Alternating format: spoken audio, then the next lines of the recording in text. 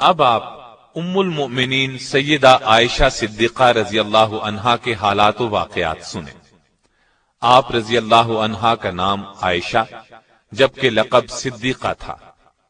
کنیت ام عبداللہ تھی۔ آپ کے والد کا نام عبداللہ بن ابی قحافہ تھا، لیکن ان کو ابو بکر کے نام سے پکارا جاتا تھا۔ آپ کی والدہ کا نام ام رومان بنت عامر تھا۔ آپ باپ کی طرف سے قریشی اور ماں کی طرف سے کنانیہ تھیں۔ اس حساب سے سیدہ عائشہ رضی اللہ عنہا کا نسب نبی اکرم صلی اللہ علیہ وسلم سے 7ویں پشت پر اور ماں کی طرف سے 11ویں پشت پر مل جاتا ہے۔ آپ کے ہاں کوئی اولاد نہیں ہوئی۔ رسول اللہ صلی اللہ علیہ وسلم نے فرمایا تھا، تم اپنے بھانجے عبداللہ بن زبیر کے نام پر اپنی کنیت رکھ لو۔ جب عبداللہ بن زبیر پیدا ہوئے تو سیدہ عائشہ رضی اللہ عنہا انہیں گود میں اٹھا کر آپ کی خدمت میں لائیں، تو اس وقت آپ نے فرمایا، یہ عبداللہ ہے اور تم ام عبداللہ۔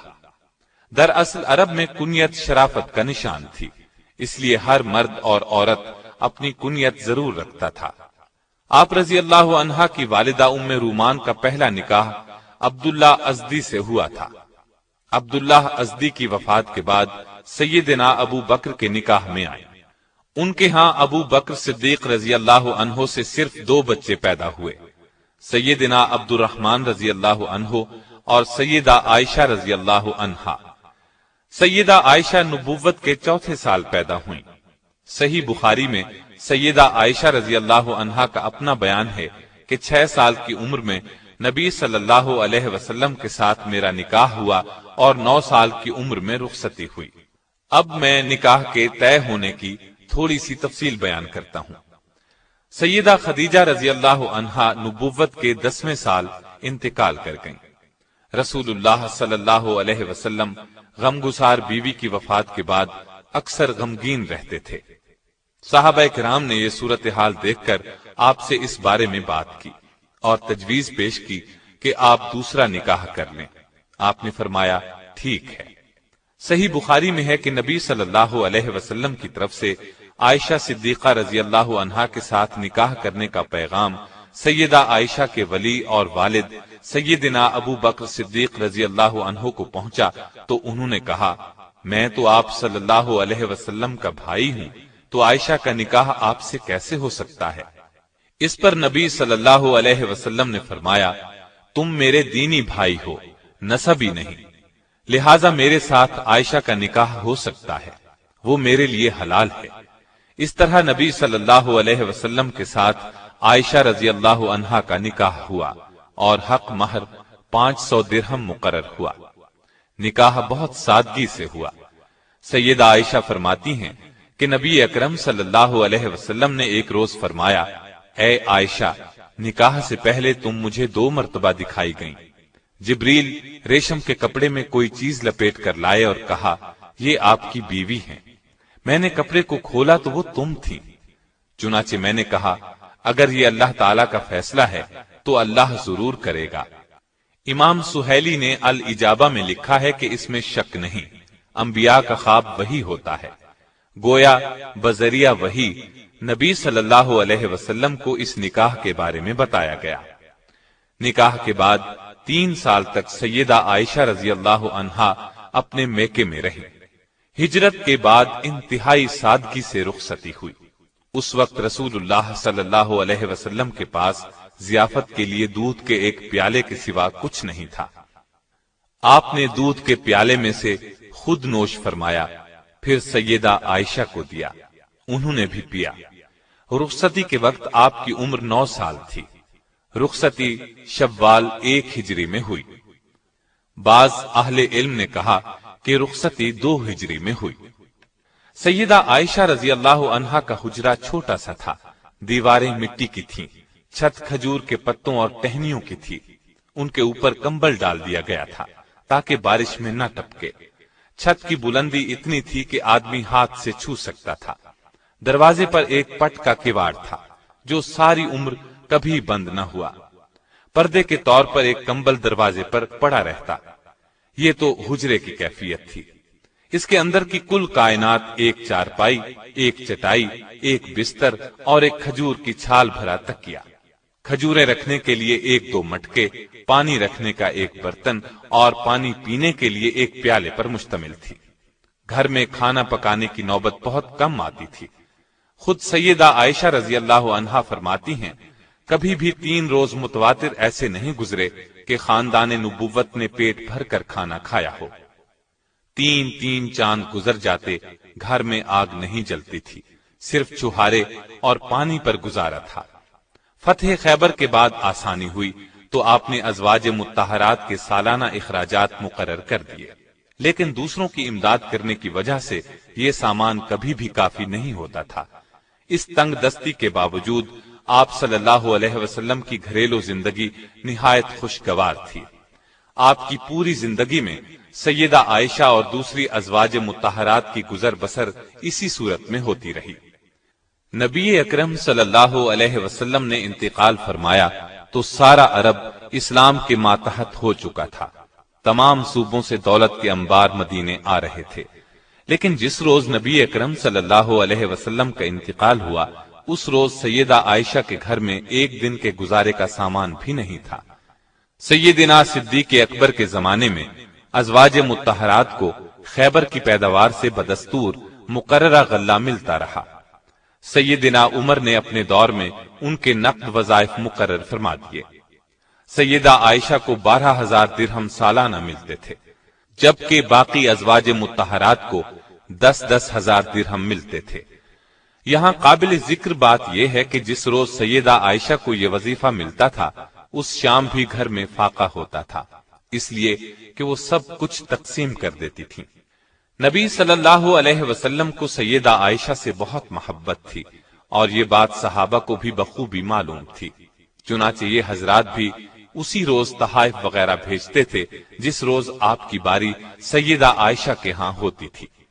آپ اکثر سیدہ کے ساتھ ایک ہی برتن میں کھانا تناول فرماتے تھے اور عموماً اسی جگہ سے بوٹی اور ہڈی کھاتے جس جگہ سے سیدہ عائشہ نے کھائی ہوتی۔ ایک سفر میں سیدہ عائشہ آپ کے ساتھ تھیں۔ آپ نے صحابہ کرام رضوان اللہ علیہم اجمعین کو آگے بڑھ جانے کا حکم دیا اور سیدہ سے فرمایا، آؤ دوڑ لگا، دیکھیں کون آگے نکلتا ہے۔ چنانچہ دوڑ شروع ہوئی۔ سیدہ دبلی پتلی تھیں، آگے نکل گئیں۔ کئی سال بعد پھر اسی قسم کا موقع آیا، آپ نے فرمایا، آؤ دوڑ لگائیں۔ اس وقت تک سیدہ بھاری بھرکم ہو گئی تھیں۔ اس مرتبہ آپ آگے نکل گئے اور فرمایا، یہ اس روز کا جواب ہے۔ ایک مرتبہ رسول اللہ صلی اللہ علیہ وسلم نے فرمایا، عائشہ، جب تم مجھ سے خوش ہوتی یا ناراض ہوتی ہو تو مجھے پتہ چل جاتا ہے۔ سیدہ نے پوچھا، وہ کیسے؟ آپ نے فرمایا، ناراض ہوتی ہو تو کہتی ہو ابراہیم کے رب کی قسم، خوش ہوتی ہو تو کہتی ہو محمد کے رب کی قسم۔ یہ سن کر سیدہ نے عرض کیا، اے اللہ کے رسول، صرف زبان سے نام چھوڑتی ہوں، دل میں تو آپ ہی بسے ہوتے ہیں۔ گھر میں اگرچہ خادمہ موجود تھی لیکن نبی صلی اللہ علیہ وسلم کا ہر کام سیدہ عائشہ صدیقہ اپنے ہاتھوں سے کرتی تھیں۔ آٹا خود پیستی تھیں، خود گوندتی تھیں، کھانا خود پکاتی تھیں، آپ کا بستر اپنے ہاتھ سے بچھاتی تھیں، وضو کا پانی خود لا کر دیتی تھیں، قربانی کے اونٹوں کا قلادہ خود بڑھتی تھیں، آپ صلی اللہ علیہ وسلم کے سر میں کنگھی خود کرتی تھیں، کپڑے خود دھوتی تھیں اور سوتے وقت مسواک اور پانی آپ کے سرہانے خود رکھتی تھیں۔ ہر معاملے میں آپ کی پسند اور خوشی کا ہر وقت خیال رکھتی تھی۔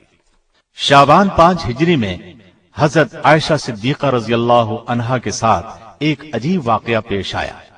اس واقعے نے نہ صرف آپ کی بلکہ خود رسول اللہ صلی اللہ علیہ وسلم کی زندگی مبارک میں بھی ہلچل مچا دی۔ اس واقعے کو واقعہ افک کہتے ہیں۔ یہ واقعہ صحیح بخاری اور دوسری کتب احادیث میں بھی موجود ہے۔ شعبان 5 ہجری میں نبی اکرم صلی اللہ علیہ وسلم نے غزوہ بنی مستلق کے لیے سفر کی تیاری کی۔ صحابہ رضی اللہ عنہم کی ایک اچھی بھلی تعداد آپ کے ساتھ تھی۔ منافقوں کو اندازہ تھا کہ اس معرکے میں کوئی خونریز جنگ تو ہوگی نہیں، لہٰذا ان کی بھی بڑی تعداد اسلامی فوج میں شامل ہو گئی۔ اس سے پہلے منافق اتنی بڑی تعداد میں کبھی شامل نہیں ہوئے تھے۔ اس سفر میں سیدہ عائشہ رضی اللہ عنہا آپ صلی اللہ علیہ وسلم کے ساتھ تھیں۔ چلتے وقت آپ نے اپنی بڑی بہن سیدہ اسما رضی اللہ عنہا کا ہار پہننے کے لیے مانگ لیا۔ وہ ہار آپ کے گلے میں تھا۔ اس زمانے میں پردے کا حکم نازل ہو چکا تھا، اس لیے سیدہ اپنے ہودج میں سوار ہوئیں۔ جب انہیں اتارا جاتا تو ہودج سمیت اتارا جاتا۔ ہودج پر پردے لٹکے رہتے۔ اس زمانے میں آپ بہت کمزور اور دبلی پتلی تھی، چنانچہ ہودج اٹھانے والوں کو کچھ محسوس نہیں ہوتا تھا کہ سیدہ اس میں سوار بھی ہیں یا نہیں۔ غزوہ بنی مستلق سے واپسی پر مدینے کے قریب ایک مقام پر نبی اکرم صلی اللہ علیہ وسلم نے قیام فرمایا۔ رات کے پچھلے پہر قافلے کو روانگی کا حکم پہلے ہی دے دیا گیا تھا، لیکن سیدہ کو اس حکم کا علم نہیں تھا۔ قافلے کی روانگی سے کچھ دیر پہلے سیدہ اپنے ہودج سے نکل کر قضائے حاجت کے لیے قافلے سے دور نکل کر آڑ میں چلی گئیں۔ فارغ ہو کر لوٹیں تو گلے پر ہاتھ لگا، دیکھا تو ہار نہیں تھا۔ بہت گھبرائیں اور وہیں واپس جا کر ہار تلاش کرنے لگی۔ سیدہ کا خیال تھا ابھی لوٹ آؤں گی، اس لیے کسی کو نہ بتایا کہ وہ اس طرف جا رہی ہیں۔ ادھر قافلہ چونکہ روانگی کے لیے تیار تھا، اس لیے خادموں نے خیال کیا کہ سیدہ اپنے ہودج میں ہیں۔ انہوں نے ہودج کو اونٹ پر رکھا اور کوچ کیا۔ ہودج کو اونٹ پر رکھتے وقت انہیں اس کے ہلکے ہونے کا احساس نہ ہوا، اس لیے کہ سیدہ عائشہ رضی اللہ عنہا کا وزن بہت کم تھا۔ لشکر تو وہاں سے روانہ ہو گیا، ادھر انہیں ہار مل گیا۔ یہ ہار لے کر لوٹیں تو لشکر وہاں سے جا چکا تھا، بہت پریشان ہوئی۔ پھر خیال فرمایا کہ جب رسول اللہ صلی اللہ علیہ وسلم اگلے مقام پر پہنچ کر مجھے نہیں پائیں گے تو پھر میری تلاش میں آدمی بھیجیں گے۔ چنانچہ آپ اسی جگہ چادر اوڑھ کر لیٹ گئیں اور انہیں نیند نے آ لیا۔ صحابی رسول صفوان بن معطل سلمی رضی اللہ عنہ فوج کی گری پڑی چیزوں کو اٹھانے کے لیے لشکر کے پیچھے رہتے تھے۔ صبح کے وقت وہ اس جگہ پہنچے جہاں لشکر نے رات کو پڑاؤ کیا تھا۔ اس جگہ پہنچتے ہی اچانک ان کی نظر سیدہ عائشہ رضی اللہ عنہا پر پڑی۔ دیکھتے ہی انہوں نے آپ کو پہچان لیا، اس لیے کہ پردے کے حکم سے پہلے انہوں نے سیدہ کو دیکھا ہوا تھا۔ دیکھتے ہی انہوں نے انا للہ و انا الیہ راجعون پڑھا۔ ان کی آواز سن کر سیدہ کی آنکھ کھل گئی۔ انہوں نے اپنا منہ فوراً چادر میں چھپا لیا۔ سیدہ عائشہ خود فرماتی ہیں، اللہ کی قسم صفوان نے مجھ سے بات کی، نہ ان کی زبان سے سوائے انا للہ کے کوئی اور کلمہ سنا۔ سیدنا صفوان رضی اللہ عنہ نے اپنا اونٹ سیدہ کے قریب بٹھا دیا۔ اونٹ سامنے کر کے صفوان خود پیچھے ہٹ گئے۔ سیدہ اونٹ پر سوار ہو گئی تو صفوان مہار پکڑ کر اگلی منزل کی طرف روانہ ہو گئے اور دوپہر کے وقت اسلامی لشکر میں جا پہنچے۔ یہ ایک بالکل معمولی واقعہ تھا اور سفر میں اکثر ایسا ہوتا رہتا تھا، لیکن لشکر میں منافقین بھی موجود تھے، وہ بھلا یہ موقع ہاتھ سے کیوں جانے دیتے؟ انہوں نے سیدہ عائشہ رضی اللہ عنہا پر بددامنی کا الزام لگا دیا، گویا اب وہ پاک دامن نہیں رہی، نعوذ باللہ۔ مدینہ طیبہ پہنچ کر سیدہ بیمار ہو گئی۔ 1 مہینہ بیماری میں گزر گیا، لیکن منافقین نے اس عرصے میں اس واقعہ کو خوب ہوا دی۔ نیک دل مسلمانوں نے اس افواہ کو سنتے ہی کانوں کو ہاتھ لگائے اور کہا، سبحان اللہ، اتنا بڑا الزام۔ عبداللہ بن ابی اور دوسرے منافقین کے علاوہ اس سازش میں 3 مسلمان حسان بن ثابت، حمنہ بنت جہش اور مستہ شامل تھے۔ ام مستہ سیدہ عائشہ کی ماموزاد بہن تھی۔ ان کا بیٹا مستہ اس معاملے میں پیش تھا۔ یہ منافقوں کے پروپیگنڈے کا شکار ہو گئے، بدگمان ہو گئے۔ سیدہ کے خلاف مدینے میں جو طوفان اٹھایا گیا، سیدہ عائشہ کو اس بارے میں قطعاً کوئی علم نہ تھا۔ وہ تو مدینے پہنچتے ہی بیمار ہو گئی تھی اور 1 ماہ تک بیمار رہیں، لیکن اس دوران میں رسول اللہ صلی اللہ علیہ وسلم کا آپ سے وہ سلوک نہیں رہا تھا۔ پہلے جب آپ بیمار ہوتی تو رسول اللہ صلی اللہ علیہ وسلم سیدہ عائشہ رضی اللہ عنہا کی دلجوئی کرتے اور ہر وقت خیال رکھتے تھے، لیکن اس دفعہ صورتحال اس سے مختلف تھی۔ آپ صلی اللہ علیہ وسلم آ کر حال پوچھتے اور چلے جاتے۔ اس بنا پر آپ بہت پریشان تھی اور یہ چیز آپ کی بیماری میں اضافہ کر رہی تھی، لیکن وجہ ان کی سمجھ میں نہیں آ رہی تھی۔ سیدہ عائشہ رضی اللہ عنہا خود فرماتی ہیں، ایک دن میں اور ام مستح قضائے حاجت کے لیے جنگل کی طرف جا رہی تھی کہ راستے میں ام مستح کو ٹھوکر لگی۔ ٹھوکر لگنے پر انہوں نے اپنے بیٹے کو بد دعا دی۔ میں نے ان سے کہا، تم ایسے شخص کو کیوں بد دعا دیتی ہو جو بدر میں شریک ہوا؟ ام مستح نے کہا، اے بھولی بھالی، تمہیں اس قصے کی خبر نہیں؟ میں نے حیران ہو کر پوچھا، کون سا قصہ؟ تب ام مستح نے سارا قصہ کہہ سنایا۔ یہ سنتے ہی میرے پاؤں تلے سے زمین نکل گئی، مرض میں اور شدت آ گئی، لرزہ طاری ہو گیا، اس قدر صدمہ ہوا کہ جی چاہا کسی کنویں میں گر جاؤں۔ جب نبی کریم صلی اللہ علیہ وسلم تشریف لائے تو میں نے آپ سے اپنے والدین کے ہاں جانے کی اجازت چاہی تاکہ ان کے ذریعے سے تحقیق کروں۔ آپ صلی اللہ علیہ وسلم نے اجازت دے دی۔ میں والدین کے گھر آ گئی، اپنی ماں سے پوچھا، کیا آپ کو معلوم ہے لوگ میرے بارے میں کیا کہتے ہیں؟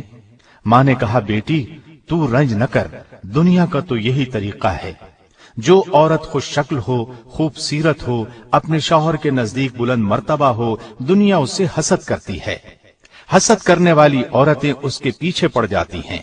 میں نے پوچھا، کیا میرے باپ کو بھی اس بات کا علم ہے؟ بولی ہاں۔ میں نے پوچھا، رسول اللہ صلی اللہ علیہ وسلم کو بھی علم ہے؟ ماں نے جواب دیا، ہاں۔ اس پر میں نے کہا، اے ماں، لوگوں میں اس بات کا چرچا ہے اور آپ نے مجھ سے ذکر تک نہیں کیا۔ یہ کہہ کر میں رونے لگی، آنکھوں سے آنسو ابل پڑے۔ سیدنا ابو بکر رضی اللہ عنہ قرآن کی تلاوت کر رہے تھے، میرے رونے کی آواز سن کر آ گئے، وہ بھی رونے لگے اور میں تمام رات آنسو بہاتی رہی۔ سیدہ عائشہ رضی اللہ عنہا فرماتی ہیں کہ اس واقعے سے مجھے اس قدر بخار ہوا کہ میری والدہ نے گھر کے تمام کپڑے مجھ پر ڈال دیے۔ اگرچہ سیدہ عائشہ رضی اللہ عنہا کی بے گناہی واضح تھی، لیکن شریر لوگوں کے اس الزام سے رسول اللہ صلی اللہ علیہ وسلم بہت بے چین تھے۔ ادھر وحی کے نزول میں دیر ہوئی تو آپ صلی اللہ علیہ وسلم نے صحابہ سے مشورہ کیا، مشاورت میں بہت سی رائیں سامنے آئیں، اسی عالم میں صبح ہو گئی۔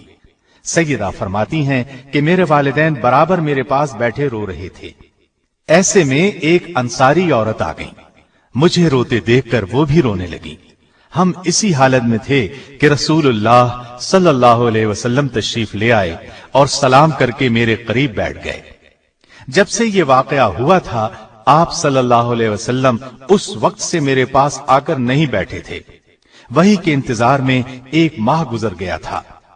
نزدیک بیٹھنے کے بعد رسول اللہ صلی اللہ علیہ وسلم نے فرمایا، اے عائشہ، مجھے تیری بابت ایسی ایسی خبر پہنچی ہے، اگر تو اس جرم سے بری ہے تو بہت جلد اللہ تعالیٰ اس سے تجھے بری کر دے گا، اور اگر تو نے کسی گناہ کا ارتکاب کیا ہے تو اللہ سے توبہ استغفار کر لے، اس لیے کہ بندہ جب اپنے گناہ کا اقرار کرتا ہے اور اللہ کی طرف رجوع کرتا ہے تو اللہ اس کی توبہ قبول کرتا ہے۔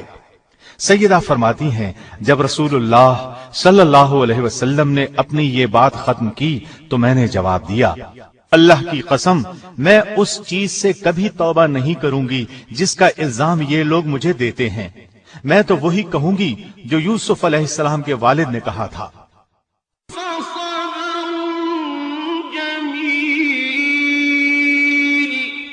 جا کر لیٹ گئی۔ اس وقت مجھے یقین ہو چکا تھا کہ اللہ تعالیٰ میری مدد ضرور فرمائے گا۔ مجھے اس بات کا تصور بھی نہیں تھا کہ اللہ تعالیٰ میرے بارے میں ایسی وحی نازل فرمائے گا جس کی تلاوت ہمیشہ ہوتی رہے گی۔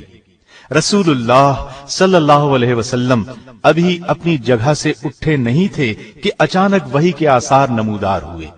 باوجود سردی کے آپ صلی اللہ علیہ وسلم کی پیشانی مبارک سے موتیوں کی طرح پسینے کے قطرے ٹپکنے لگے۔ जो ही वही का नुज़ूल खत्म हुआ, आप सल्लल्लाहु अलैहि वसल्लम का चेहरा अनवर मसरत और खुशी से चमक उठा। आपने मुस्कुराते हुए पेशानी से पसीना पोंछा, मेरी तरफ मुतवज्जे हुए और पहला कलमा जो आप सल्लल्लाहु अलैहि वसल्लम की जुबान मुबारक से निकला वो ये था, आयशा तुम्हें खुशखबरी हो, बेशक अल्लाह ताला ने तुम्हारी बरात नाजिल की है। ये सुनते ही मेरी वालिदा ने कहा, आयशा उठो, अपने खावंद का शुक्रिया अदा करो। इस पर मैंने कहा, मैं अपने अल्लाह का शुक्र अदा करूंगी जिसने मेरी बरात नाजिल फरमाई, मैं किसी और की ममनून नहीं। उसके बाद नबी करीम सल्लल्लाहु अलैहि वसल्लम ने फरमाया, अल्लाह ताला ने तुम्हारी बरात में ये आयात नाजिल फरमाई हैं। तहकीक जो लोग ये बहुत बड़ा तूफान बांध लाए हैं, ये भी तुम ही में से एक जमात है। तुम इसे अपने लिए बुरा न समझो, बल्कि ये तो तुम्हारे हक में बेहतर है। हाँ, उनमें से हर शख्स पर उतना ही गुनाह है जितना उसने कमाया है, और इनमें से जिसने उसके बहुत बड़े हिस्से को सरंजाम दिया है उसके लिए अजाब भी बहुत बड़ा है। इस बात को सुनते ही मुसलमान मर्दों और मुसलमान औरतों ने अपने लिए नेक गुमान क्यों न किया और क्यों न कहा, ये सरी बुहतान है, और इस पर 4 गवाह क्यों न लाए। बस जब ये लोग गवाह नहीं लाए तो ये लोग यकीनन अल्लाह के नजदीक झूठे हैं। अगर तुम पर दुनिया और आखिरत में अल्लाह का फजल और मेहरबानी न होती तो यकीनन तुमने जिस बात के चर्चे शुरू कर रखे थे इस बारे में तुम्हें सख्त अजाब पहुंचता, जबकि तुम में से अपनी जुबानों से नकल दर नकल करने लगे और अपने मुंह से वो बात निकालने लगे जिसकी तुम्हें तहकीक न थी। तुम इसे हल्की बात समझते रहे, जबकि अल्लाह के नजदीक बहुत बड़ी बात थी। और तुमने ऐसी बात को सुनते ही क्यों न कह दिया कि हमें ऐसी बात मुंह से निकालनी भी लायक नहीं। तुम्हें ये कहना चाहिए था, या अल्लाह तू पाक है। ये तो बहुत बड़ा बुहतान और तोहमत है। अल्लाह ताला तुम्हें नसीहत करता है कि आइंदा ऐसी हरकत न करना अगर तुम ईमान वाले हो, और अल्लाह ताला तुम्हारे लिए अपने अहकाम वाज़े तौर पर बयान करता है, और अल्लाह अलीम और हकीम है। तहकीक जो लोग मुसलमानों में बुराई फैलाने के आरजूमंद रहे हैं उनके लिए दुनिया और आखिरत में दर्दनाक अजाब है, और अल्लाह खूब जानता है और तुम नहीं जानते। और अगर तुम पर अल्लाह का फजल और रहम न होता तो तुम तबाह हो जाते। बेशक अल्लाह शफकत करने वाला और रहीम है। जो ही नबी करीम सल्लल्लाहु अलैहि वसल्लम ये आयत तिलावत करके फारिग हुए, सैयदना अबू बकर रज़ियल्लाहु अन्हु उठे और सैयदा आयशा रज़ियल्लाहु अन्हा की पेशानी को चूम लिया। उसके बाद आप सल्लल्लाहु अलैहि वसल्लम मस्जिद में तशरीफ लाए और मजमा आम में इन आयत की तिलावत फरमाई। फिर इन 3 हजरात मिस्ताह बिन असासा, हस्सान बिन साबित और हमना बिन्त जहश रज़ियल्लाहु अन्हुम पर हद क़ज़फ़ जारी की। 80 दुर्रे मारे गए जो अपनी सादा लोही की बिना पर मुनाफिकीन के धोखे में आ गए थे। उन लोगों ने अपनी गलती से तौबा की, और अब्दुल्लाह बिन उबई के बारे में मशहूर कौल ये है कि उस पर हद जारी नहीं की गई, इसलिए कि वो मुनाफिक था। सैयदा रज़ियल्लाहु अन्हा की शान में नाजिल होने वाली आयत ने उनकी इज्जत और अजमत को 4 चांद लगा दिए और मुनाफिकों का मुंह काला हुआ। नुज़ूल वही में जो 1 माह की देर हुई उसमें हिकमत ये बयान की जाती है कि सैयदा को यकीन हो जाए कि अल्लाह के सिवा किसी से उम्मीद वाबस्ता नहीं रखी जा सकती। इन आयात और रिवायात से एक बात ये साबित होती है कि इल्म गैब सिवाय अल्लाह के और किसी को नहीं, इसलिए कि नबी करीम सल्लल्लाहु अलैहि वसल्लम 1 माह से जायद अरसा इस सिलसिले में परेशान रहे जब तक अल्लाह ताला ने न बताया, हकीकत का पता न चला। एक और सफर में सैयदा आपके साथ थी। सैयदा के गले में हार था। काफला वापस होकर मकामे जैश पहुंचा तो हार टूटकर गिर गया। सैयदा ने फौरन आप सल्लल्लाहु अलैहि वसल्लम को इत्तिला दी। सुबह करीब थी। आपने काफले को पड़ाव का हुक्म दिया। एक शख्स को हार की तलाश में भेजा। जहां पड़ाव डाला गया वहां पानी नहीं था। इतने में नमाज का वक्त हो गया। لوگ ابو بکر صدیق کے پاس آئے اور بولے آپ کی بیٹی نے ہمیں مشکل میں ڈالا ہوا ہے۔ سیدنا ابو بکر عائشہ صدیقہ کے پاس آئے۔ نبی صلی اللہ علیہ وسلم ان کی گود میں سر رکھ کر آرام فرما رہے تھے۔ ابو بکر نے غصے سے فرمایا بیٹی ہر دفعہ تم ہی سب کے لیے مصیبت کا سبب بنتی ہو۔ آپ نے ان کے پہلو میں کئی کونچے بھی مارے، لیکن سیدہ نے نبی صلی اللہ علیہ وسلم کی وجہ سے حرکت تک نہ کی۔ جب آپ بیدار ہوئے تو اللہ تعالی نے تیمم کی آیت نازل فرمائی۔ اس آیت میں مسلمانوں کو بتایا گیا کہ پانی نہ ملنے کی صورت میں تیمم کر کے نماز ادا کرو۔ یہ سہولت حاصل ہونے پر ابو بکر رضی اللہ عنہ کو خاص مسرت ہوئی۔ آپ نے 3 بار کہا بیٹی بلا شک تو بڑی مبارک ہے۔ صحابہ نے تیمم کر کے نماز ادا کی تو تمام صحابہ بے حد خوش ہوئے۔ اس وقت صحابہ نے کہا یہ ابو بکر کے گھرانے کی برکت ہے، اور یہ پہلی برکت نہیں، ان کی وجہ سے اور بھی بہت سی آسانیوں کے حکم نازل ہو چکے ہیں۔ سیدہ عائشہ جوانی میں بیوہ ہو گئیں۔ آپ رضی اللہ عنہا نے رسول اللہ صلی اللہ علیہ وسلم کے ساتھ صرف 9 سال گزارے۔ رسول اللہ صلی اللہ علیہ وسلم کی وفات کے وقت عائشہ صدیقہ رضی اللہ عنہا کی عمر صرف 18 برس تھی۔ نبی صلی اللہ علیہ وسلم نے اپنی زندگی کے آخری دن سیدہ عائشہ کے حجرے میں گزارے، انہی کی آغوش میں انتقال فرمایا۔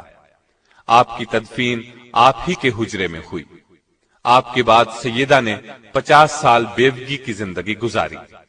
نبی صلی اللہ علیہ وسلم کے بعد سیدہ عائشہ صدیقہ رضی اللہ عنہا کے والد خلیفہ بنے، 2.25 سال تک خلیفہ رہے، پھر ان کا بھی وقت آن پہنچا۔ ان کے بعد سیدنا فاروق اعظم خلیفہ ہوئے۔ ان کے زمانے میں تمام ازواج مطہرات کو 10-10 ہزار اور سیدہ عائشہ کو 12,000 سالانہ وظیفہ دیا جاتا تھا۔ جو ہی یہ سالانہ خرچ ملتا غریبوں میں تقسیم کر دیا جاتا۔ سیدہ عائشہ رضی اللہ عنہا سیدنا عثمان، سیدنا علی اور سیدنا حسن بن علی رضی اللہ عنہم کے ادوار خلافت میں بقید حیات رہیں، حتیٰ کہ سیدنا امیر معاویہ رضی اللہ عنہ کی مدت خلافت ختم ہونے سے 2 سال پہلے 17 رمضان المبارک 58 ہجری کو انتقال کیا۔ اس وقت آپ رضی اللہ عنہا کی عمر 63 برس تھی۔